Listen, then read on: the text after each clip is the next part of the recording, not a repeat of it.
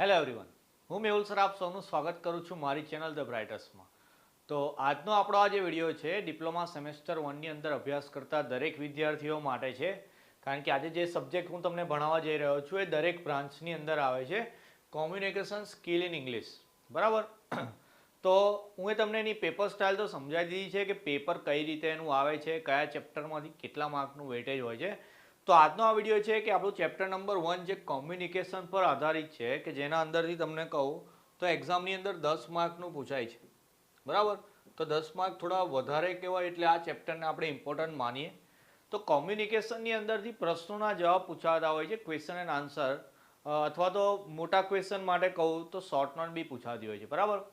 Paper style તમને બતાવી હતી, એમાં એવું કીધું હતું કે ક્વેશ્ચન નંબર 1નો એ જે હોય છે કે જેમાં એક માર્કના પ્રશ્નો પૂછાય છે, 5માંથી 3 લખવાના. બરાબર.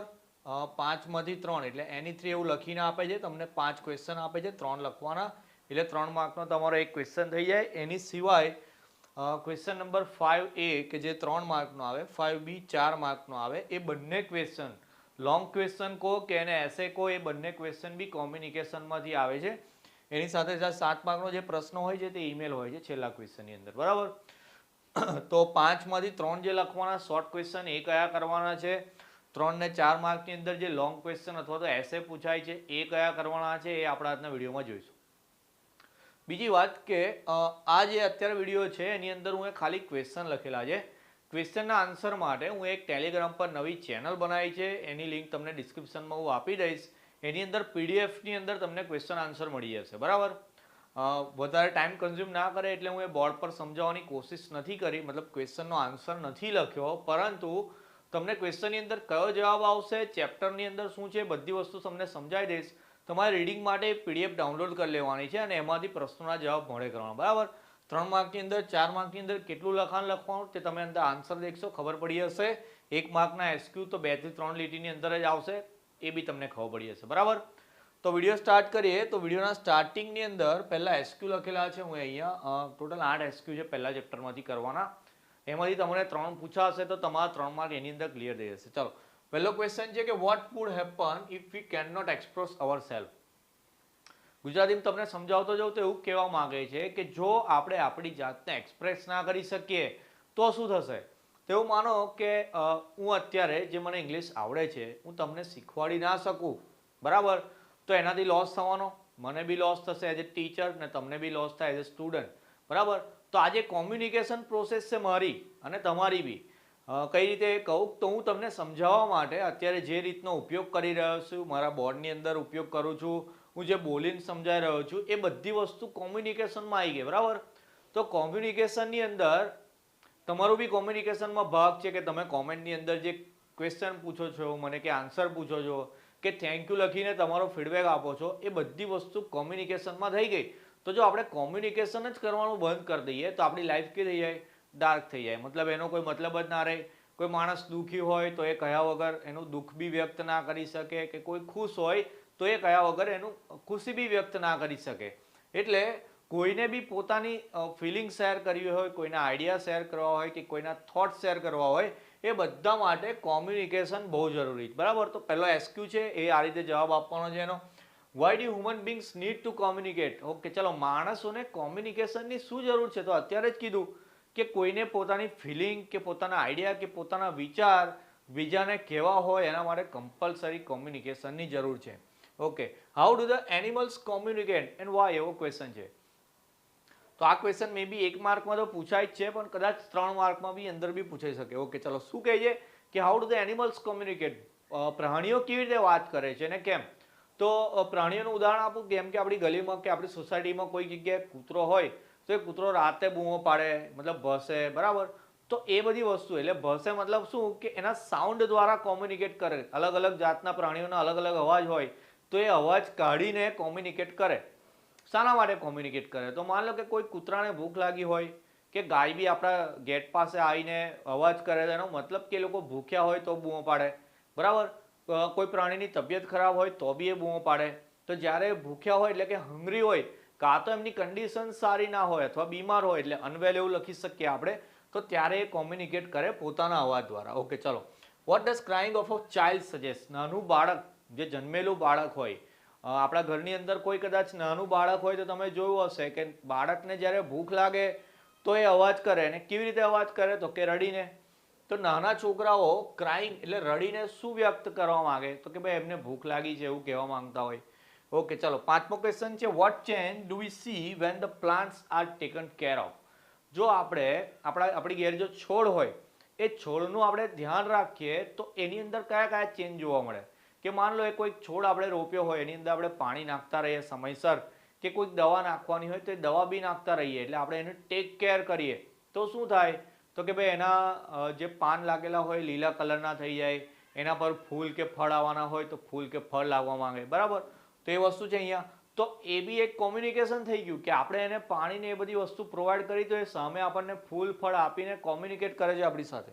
ઓકે, ચલો નેક્સ્ટ જોઈએ, what is a communication barrier. Okay, ચલો આ ક્વેશ્ચન મોટા ક્વેશ્ચનની અંદર એટલે કે 3-4 માર્કની અંદર બી આવશે.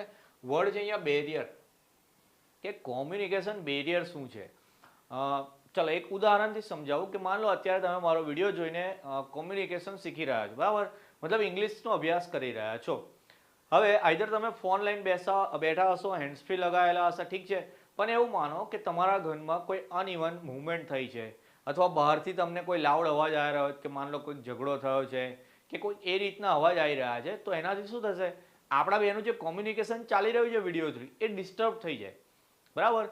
તો એ જે ઝઘડો થયો કે કોઈક બીજી હરકત થઈ એને બેરિયર કહી દઈએ આપણે. શું કહીએ એને? બેરિયર કહીએ. કે ભાઈ જે વસ્તુ કોમ્યુનિકેશન પર ઇફેક્ટ કરે એને કોમ્યુનિકેશન બેરિયર કહેવાય. ખબર પડી? અલગ અલગ જાતના બેરિયર આવે છે એ લોંગ ક્વેશ્ચનની અંદર આપણે જોઈશું. ચાલો એનામાં છે વોટ ઇઝ કોમ્યુનિકેશન. તો કોમ્યુનિકેશનની ખાલી વ્યાખ્યા લખવાની છે કે ભાઈ કોમ્યુનિકેશન એ શું છે.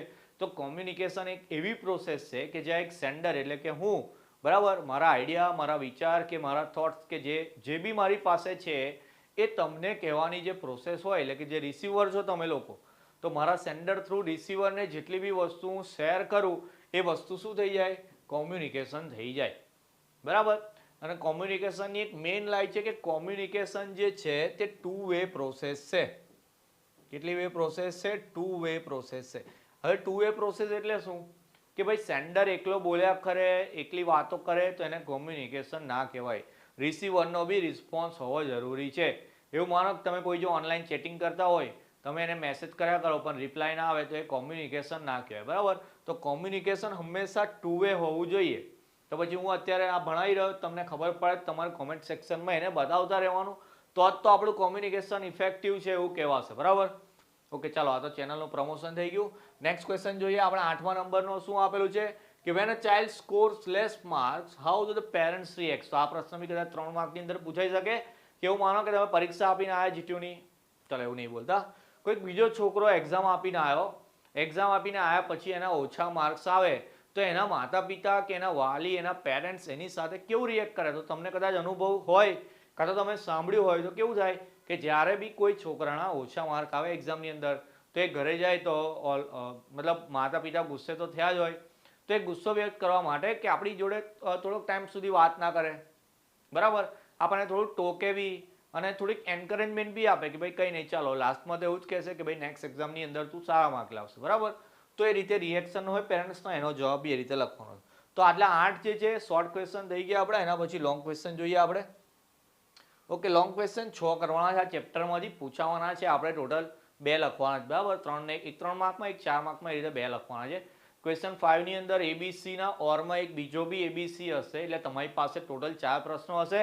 પણ પહેલા કીધું તું એમ કાં તો તમે ઉપરના 2 ચૂઝ કરી શકો છો કાં તો નીચેના, એટલે વાઇસલી ચૂઝ કરવાના, ભૂલ ના થઈ જાય, કયો જવાબ સારો આવડે છે એ પ્રમાણે નક્કી કરીશું. આ 6 પ્રશ્નોના જવાબ તમારે મોઢે કરીને જવાના, બરાબર. હું સમજાવતો જાઉં છું ડિટેલની અંદર, તમારે ખાલી હું પીડીએફ આપું એમાંથી વાંચવાનું છે તો તમને મોઢે બી થઈ જશે ક્વેશ્ચન, બરાબર. કે જે લોકો અત્યાર સુધી 10મામાં ગુજરાતી મીડિયમમાં ભણ્યા હોય, જેને પહેલેથી ઇંગ્લિશમાં બહુ તકલીફ હોય, એને મોઢે કરવામાં થોડી તકલીફ આવશે, બરાબર. તો એને લખીને તૈયાર કરવાના. પહેલાં હું સમજાવું તે સમજી લેવાનું. ગુજરાતીમાં જો તમે સમજી ગયા એ જ વસ્તુ ઇંગ્લિશમાં વાંચશો તો ખબર બી પડશે, અને એકવાર ખબર પડતી થઈ ગઈ તો વસ્તુ મોઢે થઈ જવાની તમને.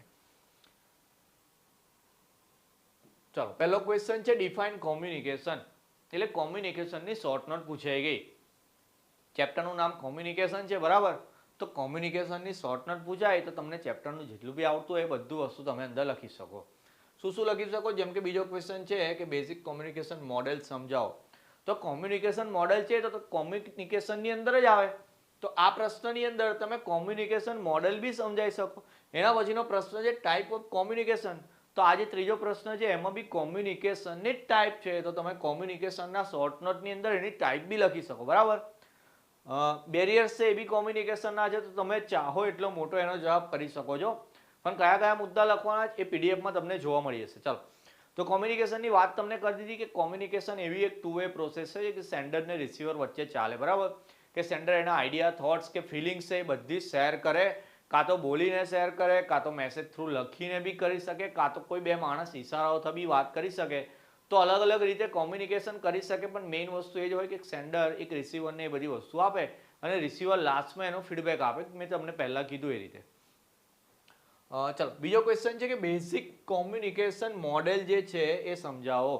તો બેઝિક કોમ્યુનિકેશન મોડેલ્સના પાર્ટ કયા કયા તે કહી દઉં. તો સૌથી પહેલાં એક એમાં સેન્ડર આવશે. સેન્ડર પછી આવશે ડીકોડર, સમજાવું છું એનકોડર આવશે. પછી એના પછી આવશે તમારું સિગ્નલ અથવા તો ચેનલ એને કહીએ. એના પછી આવે ડીકોડિંગ, એના પછી આવે રિસીવર, એના પછી આવે નોઇસ અને એના પછી આવે ફીડબેક. ઓકે, ચલો અહીંયા સાઈડ પર લખતો જાઉં છું. પહેલાં તમને કીધું મેં સેન્ડર, એના પછી એનકોડર, એના પછી આપણું સિગ્નલ અથવા તો ચેનલ કહી દઈએ, એના પછી ડીકોડર, એના પછી રિસીવર, એના પછી નોઇઝ અને લાસ્ટમાં તમારું ફીડબેક આવી જાય. ચલો, દરેક વસ્તુ ડિટેલમાં જોતા જઈએ. પહેલાં સેન્ડર છે, તો સેન્ડર એક એવો માણસ કે જે સિસ્ટમની અંદર શું કરશે કે એના આઈડિયા કે એના થોટ શેર કરવા માંગતો હોય તે, એટલે એ જ જે છે એ જ આપણું સિગ્નલ જનરેટ કરે. ઓકે, ચાલો, એના પછી એનકોડર છે. તો એનકોડર એટલે એવી વસ્તુ કે એવું માન લો કે અત્યારે આપણે વિડીયો થ્રુ કોમ્યુનિકેશન કરીએ છીએ, તો હું મારો જે મેસેજ છે આ જે સમજાઈ રહ્યો છું હું બોલીને વ્યક્ત કરું છું. બરાબર. હવે બોલીને વ્યક્ત કરું છું, પણ પ્લેટફોર્મ કયું છે મારું? યુટ્યુબ છે. એટલે એવું માન લો કે આ જે ચેનલની વાત કરીએ તે ચેનલ એટલે શું થઈ ગયું? યુટ્યુબ થઈ ગયું. તો અત્યારે આ જે કેમેરા થ્રુ કે અથવા મારા માઇક થ્રુ હું તમને જે મેસેજ આપવા માંગી રહ્યો છું એ બધી મેસેજ પહેલાં એ વિડીયોની અંદર જાય, તો વિડીયો જે થયું તે આપણું એનકોડર થઈ ગયું. બરાબર. એટલે એન્કોડરનું કામ શું છે કે જે ચેનલની અંદર જવાનો છે વિડીયો, મતલબ જેના થ્રુ જવાનો છે એની અંદર, એટલે કે એના સિગ્નલની અંદર ટ્રાન્સમિટ કરી દે મારો મેસેજ. ઓકે, તો મેસેજ જનરેટ કરે સેન્ડર થઈ ગયો. પછી જે મેસેજ હોય એને સિગ્નલની અંદર લઈ જવા અથવા ચેનલની અંદર લઈ જવા ટ્રાન્સમિટ કરે એ એન્કોડર થઈ ગયો. બરાબર. ચેનલની વાત તો કરી દીધી કે જેના પ્લેટફોર્મ થ્રુ તમને સમજાવવામાં આવી રહ્યું છે ચેનલ, એટલે અત્યારે એવું માન લો કે યુટ્યુબ છે ઉદાહરણ માટે. પછી આવે ડીકોડર.